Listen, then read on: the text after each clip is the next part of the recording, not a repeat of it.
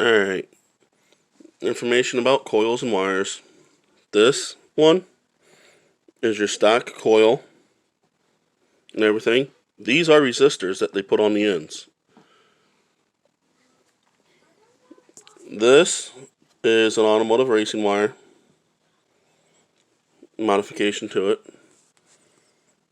And this is just high performance. It's an Excel high temp super stock. And this is just if you need the clearance.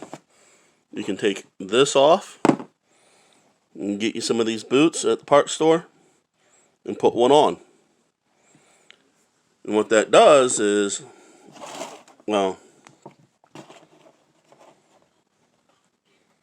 you make it about 1.5 inches shorter.